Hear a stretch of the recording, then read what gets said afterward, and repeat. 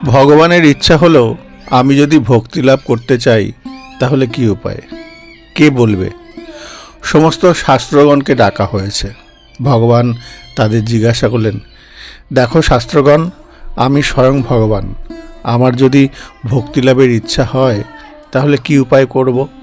জগদীশ্বরের সামনে শাস্ত্র ঠিক কথা বলতে পারছে না। সবাই গা টিপছে, এ ওকে বলছে তুমি বলো, ও ওকে বলছে তুমি বলো।